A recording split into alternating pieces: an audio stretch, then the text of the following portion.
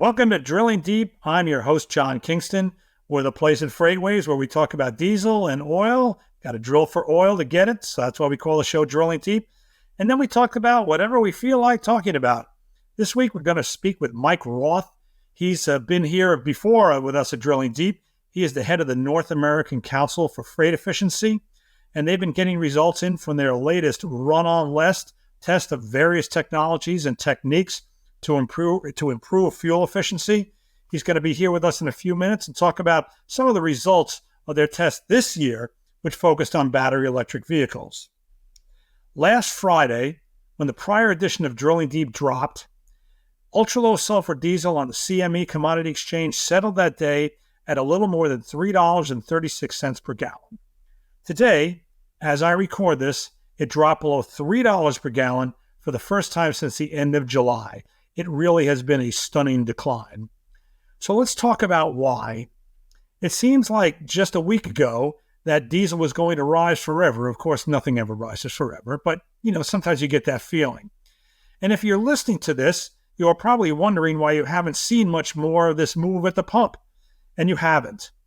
As I've noted before, whether it's on the way up or the way down, retailers are not really set up to deal with the kind of big, wild swings that we're seeing right now in wholesale markets, because the wholesale markets will track the futures markets pretty closely. Those wholesale markets are keying off what is going on in futures and spot markets. Retailers are just not of the mindset to go up 7 cents one day and down 11 cents the next. Retail prices really, not just for diesel, but for gasoline too, are the ultimate lagging indicator. What has happened in this market? So much, but I'd say right now let's talk about the fact that markets are tied to macroeconomics, and those macroeconomics have been gripped this past week with concerns about higher interest rates as the 10-year U.S. note has plummeted, sending interest rates higher. Higher interest rates means that holding inventories gets pretty expensive. And yes, we've talked about concerns about low diesel inventories going into winter as a reason why prices would go higher. It's still a factor. U.S. inventories in the most recent report did fall somewhat. Not a lot, but they're still very tight. But at a certain point, the desire to avoid building inventories becomes a drag on demand. Inventories tie up capital, and those higher interest rates are a real discouragement to putting stocks into storage. That's definitely a factor in the decline in diesel prices this week. Let's stop right here and note that it isn't just diesel dropping. Brent crude, the world benchmark, is solidly below $90 per barrel just a few days after it seemed that $100 was inevitable. That's going to bring down diesel as well. But diesel is falling faster than Brent. The spread between the two this week, when comparing just on a front month to front month basis, fell under $1 per gallon. In the past few weeks, it's been over $1.20 a few times. So you can see how dramatically diesel has weakened relative to crude. On an outright basis, it is Thursday as I record this, and at the price of ultra-low sulfur diesel on the CME at 9:30 this morning turned out to be the settlement, it would be down 46 cents per gallon since last Friday. When will that show up in retail diesel prices? Again, that sort of drop in futures markets with that fast does not do well in terms of showing up at the pump quickly. It's frustrating to consumers, but wholesale numbers do come down roughly in tandem with futures prices. So yeah, there's likely to be a windfall for retailers in the next few days or even weeks. But there are times when things are reversed and the retailers get hammered. So it all sort of balances out at the end. It's really incredible how much the outlook on demand has changed in just the last few weeks. Not diesel demand so much, but world petroleum demand in general. The markets seem to really be latching on to the idea that higher interest rates are going to severely crimp economic growth, and with it, oil demand will sink. The weekly EIA numbers this week seem to show a sharp downturn in gasoline demand in the U.S., though the online chatter was that there was some indication that that might have been an outlier. Let's face it, the idea of central banks has been, or the goal of central banks, has been to drive up interest rate, so slow economic activity, and put inflation in check. It is possible that we're at that point. If so, oil is not going to be exempt from the slowdown. you're seeing that in the price. Hey, moving on here now on Drilling Deep. We've had Mike Roeth here as a guest before. I think this is the first time since we went video that we've had him, at least a couple of times going back when we were audio only. And while it's easy to think of diesel whenever you think about the North American Council for Freight Efficiency, which he heads, it's starting to broaden its research into electric vehicles. That is one of the things we want to talk about him today. So anyway, Mike, welcome back to Drilling Deep. Yeah, thanks, John. It's fun to be here. Yeah, and we talk about freight in terms of all the way down, I guess you will, to e-commerce, vans, class 3, all the way up to class 8 tractor trailers across Canada, the U.S., and Mexico. So, it's fairly broad, and a lot of different applications, truck sizes, regulations, lots of things to deal with in moving freight around the region. Let's first talk. Why don't you give kind of a summary of what your group does, the NACFE? Yeah, so we were started in 2009. Really, the spark to start us was high fuel prices. I mean, if you just look, there were decades we were down around $1, $1.50, and then it was like this, oh my God, moment for the industry. And let's remember, for July 3rd, 2008, all-time high in the price of West Texas Intermediate. There you go. So, and I would combine the cost with the realization that why not work on fuel from a cost perspective? But a lot of people thought, well, rates will go up when fuel prices are high. We got this surcharge thing. And it was really a time where fuel prices went up and the industry recognized, let's work on the cost side. So, over the decade or so we've been at it, we've seen trucks go from, the best out there go from 7-8 mile per gallon hauling freight all the way up to, 10, 11.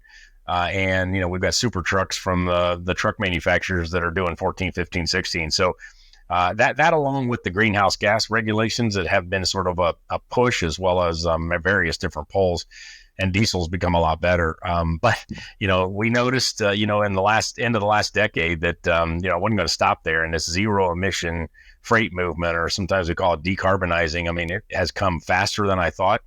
And it's just not the regulators. I mean, it's the public corporations wanting more, responsible freight movement, I'll call it. I mean, maybe that's a little blunt, but decarbonizing moving freight. And that's how NACFE got involved really in 2017 with electric trucks and now hydrogen trucks and everything between sort of petroleum diesel up to and including these zero emission alternatives that are really becoming I guess if I look at myself, even in the mirror, John, I'm surprised how well these battery electric trucks do, even in long distance hauling.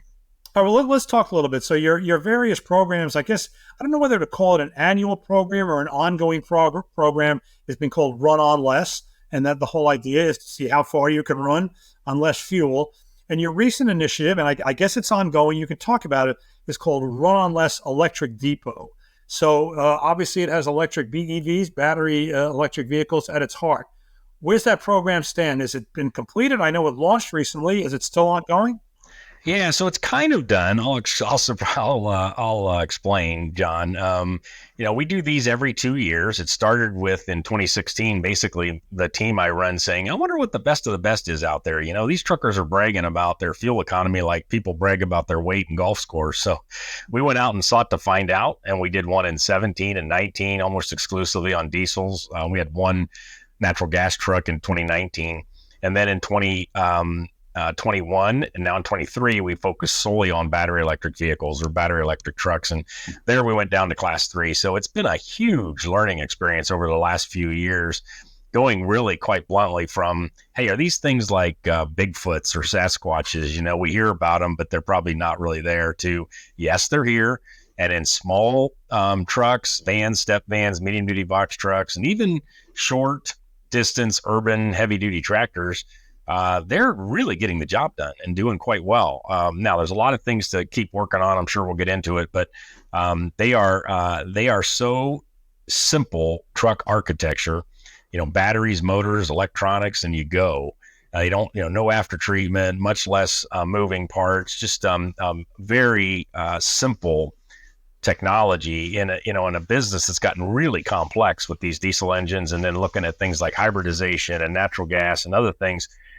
These are really pretty complex trucks. and battery electric trucks sort of simplify all that. All right, now, so you went up, did you say, I couldn't tell whether you said you went down to class 3 or up to class 3. So were there any class 8 vehicles in the test? Oh yeah, absolutely. So here in 2023, it's about depots. So this is about scaling. We went and sought 8 places in North America where there were 15 or more electric trucks. And what we found was, and convinced 10 fleets. These are generally the big fleets: UPS, Penske, Schneider, but also, Pepsi and so forth. But also one or two smaller fleets, like a company called OK Produce in Fresno, who are already at 20% of their Class 8 fleet out of their site being battery electric trucks.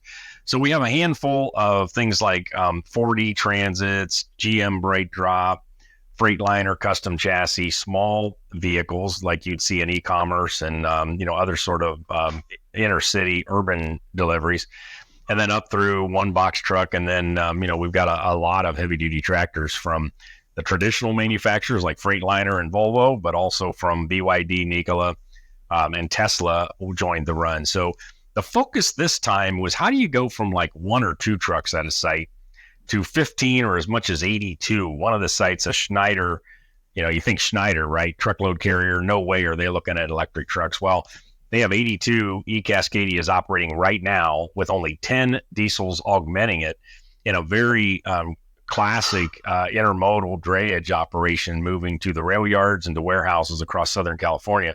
And they're making it happen with a truck that, an e-Cascadia that's kind of limited in range to about 230 miles per charge, but they're getting multiple charges in per shift. They're figuring out how to use that truck in a way that continues to still meet the needs of what they're doing. So a lot of Class 8s, including the Tesla Semi, which put up some huge numbers. Well, let's talk about where the test was. Did all these vehicles return to the depot at night, or did any of them make sort of traditional over-the-road runs where the driver stops for the night and sleeps in the sleeper cab? Well, let me say first, John, that these were real trucks, real freight, real routes. None of this is made up. This isn't like a marketing test, or, we loaded it with X amount of concrete blocks. This is real freight at these locations. So they're all moving goods like they normally would had run on less not been there, basically that. And so there were not any long haul disparate route truckload kind of runs here. This is all pretty much return to base. So a lot of day cabs, even small trucks and vans and step vans in urban delivery. When we get up into the heavy duty tractors, though, I would say, we segment the market here at NACFE in, what you just described, sort of what we like to call long haul disparate routes. And then we also say that heavy tractors are also put into return to base, typically day cab, but not always, but return to base. And we have return to base in 3 segments: short, medium, and long. So for the long regional haul return to base heavy duty tractors, a lot like LTL and some other things, they do long distances, and battery electric trucks have been viewed as not appropriate for that segment, and that will have to go hydrogen or stay diesel or something.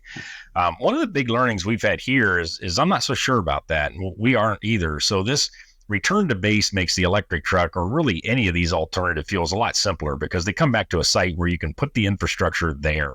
So all 10 of these sites have put in place charging at the sites. In some cases, if the truck stays there all night and only runs one shift, it's relatively slow charging because, it gets back and it has 10 or 11 hours to charge.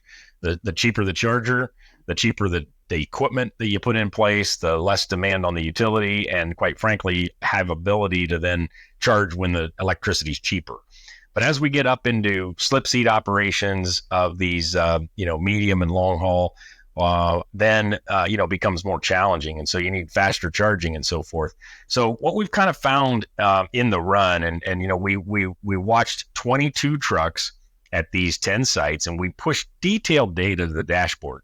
And quite honestly, a lot of people look at us and go, how did you get Penske and Pepsi and all these companies to allow you to get this kind of level of detail? I mean, it's like state of charge over the day, and when it charged, what did the charge curves look like? I mean, it's pretty detailed data.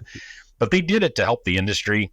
They know they're the early adopters, and they want the industry to move faster and learn quicker. So they did it. So in these smaller depots with shorter routes, electrification is really quite a good option right now. You don't need as much utility discussions and support.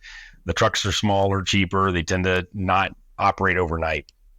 For the longer return to base, I got to tell you, with this run, I think battery electric trucks can do the job in more of the market than we thought going in, because of what we're seeing with fast charging and bigger battery packs and the efficiency of these vehicles to perform what they need to perform.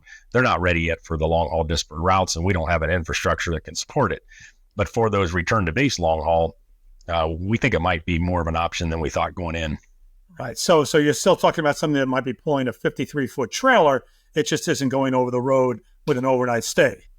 Right. That's exactly right. I mean, it really is helpful for it to return to a known base, to put that infrastructure in place. And then the fleet has control over that, the whole thing, the trucks, the charging, the freight, the drivers, they have control over, where in the long haul, you really have to find the charging infrastructure, which isn't there.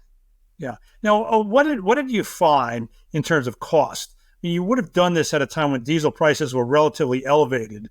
And you open up by talking about times when the rates are high and the diesel prices are high along with it. We're in like kind of the really ugly spot right now with low per mile rates and high diesel prices.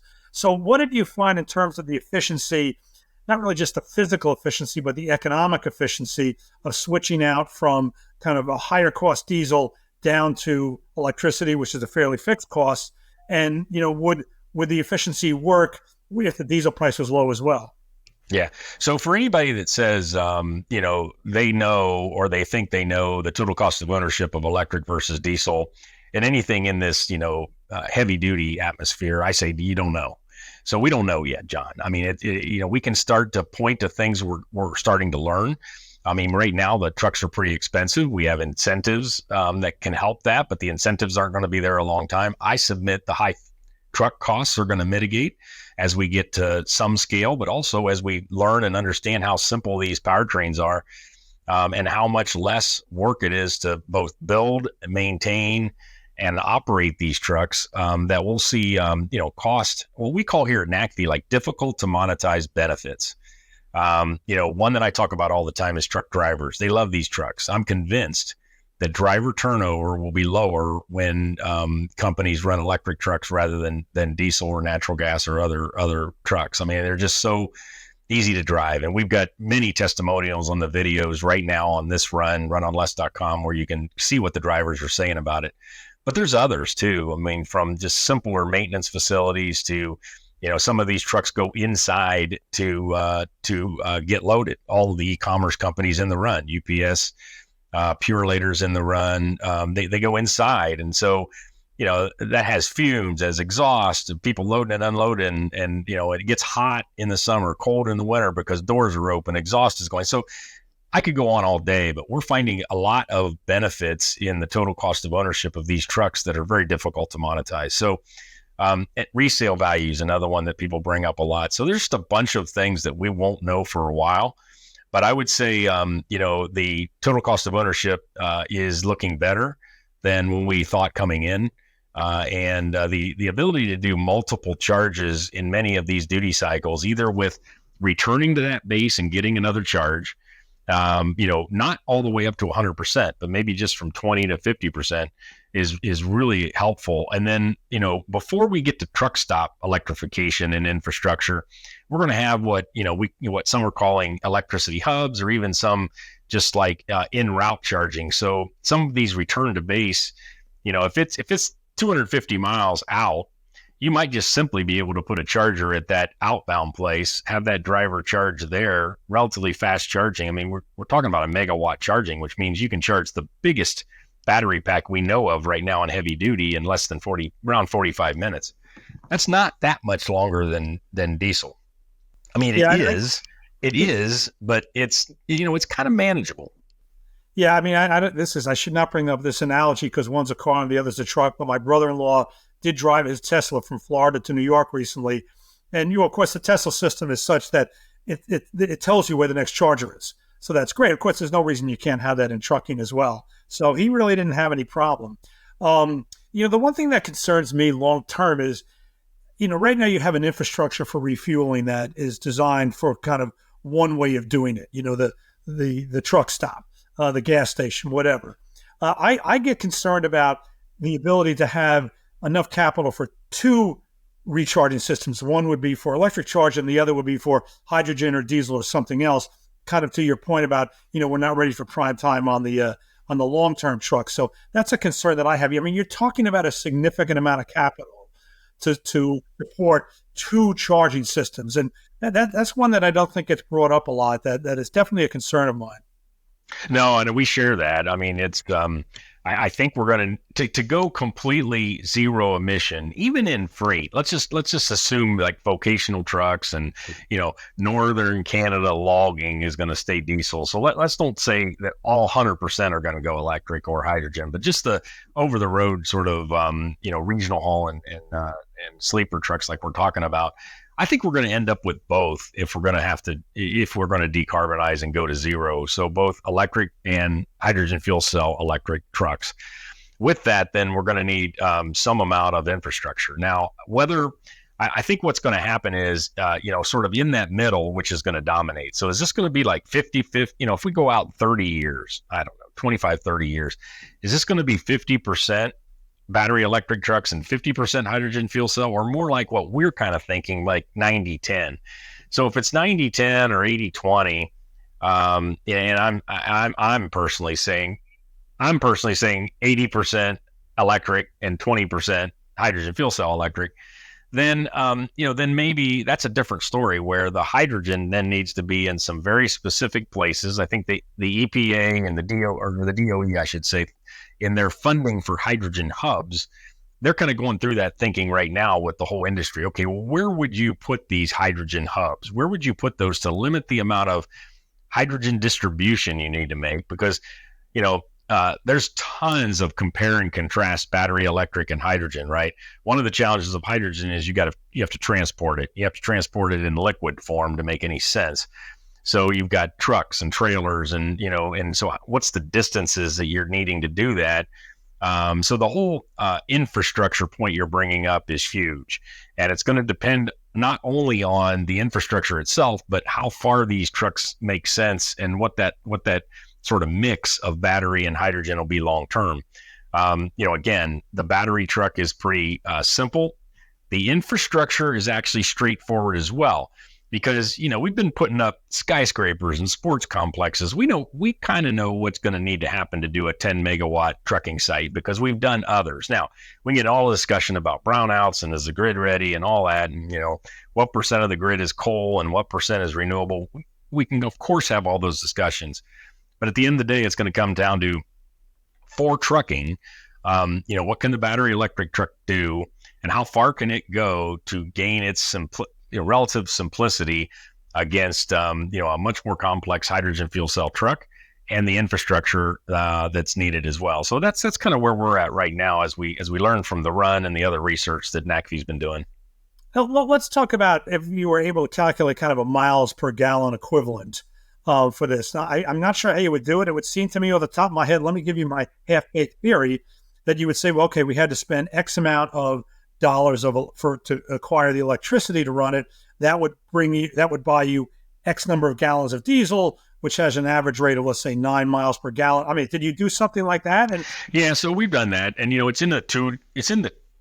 the MPG equivalent of a heavy electric truck is like 2.5 times the diesel counterpart. So somewhere in the 18 mile per gallon piece. But there's so much there, right? So, let me just use an absurd analogy. You've got school buses that, of course, we want to get emissions away from our kids. Even the clean diesels, we want to, we'd like to do that, but they use very little electricity. So the savings when you compare, 30 miles a day or 50 miles a day on diesel versus electricity is kind of difficult. It's not a lot of savings there. So, and when you get up the bigger ones, so bigger trucks, it's, quite different, of course.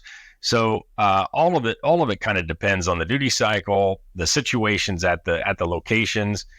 Some people are saying that electric trucks will only be on the coast forever, yet utility costs in Nebraska are pretty cheap. So maybe there's places where from a TCO standpoint, which every fleet manager in the country thinks about it. All of us in trucking have been, just ingrained with pay attention to what it costs because, profits are lean and and difficult. And so we have that in our blood. So that will help us out a lot, make these different technologies successful because quite frankly, diesel that we've known and loved is, on its way out. Ultimately because of what it's just doing. I mean, unfortunately, because it's been a great fuel, but this generation of fleet managers are the first to really start this transformation to something else. Yeah, also another thing I think about total cost of operation, everybody talks about the truck driver shortage. We at FreightWaves do not tend to believe in it, but regardless. And then the other big concern here is a diesel mechanic shortage. And I will never forget the first time I saw a diesel engine and a battery engine side by side. I mean, the contrast is really staggering. And so, what is the total cost of operation? If you don't have to sweat hiring a diesel mechanic, you can hire a lot fewer battery engine mechanics and still get the job done. An interesting thing that my team brought up as we were kind of almost brainstorming, what have we learned here? And it was around the people that we interviewed, 122 people at these 10 sites directly responsible, plus another 30 or 40 or 50 that we met. They're all like really into this and they're excited about it. And quite frankly, John, I mean, it was very diverse. 49% of the 122 people were either women or people of color. And so this is I think electric trucks and we also see this a bit in automation and some other of these technologies, just bringing some really smart, dedicated, passionate people into our industry. We've kind of fallen in myself as well. We've kind of like, we're just the trucking industry. Well, the trucking industry is now pretty cool, and it's got huge challenges. And so I do see, the people that have come into the industry that may not have been here if we were still doing, kind of the old way. Really exciting. And, I'm going to be at Women in Trucking in a month in Dallas. And, we'll see just a lot of capable, exciting people there, on and on. So that makes me hopeful because there's a ton of challenges making this happen. Yeah, I attended the CERAWeek conference, which is the big energy conference. I mean, I've been going to it since the 90s. And I went to it last year in Houston in March. In fact, I just signed up this morning to go next year. And the one thing about it, you could talk about hydrogen. First of all, the meeting, the joke was they should turn it into a hydrogen meeting, okay, because that's all they talked about. And what really strikes you is the brain power going into this. It is significant.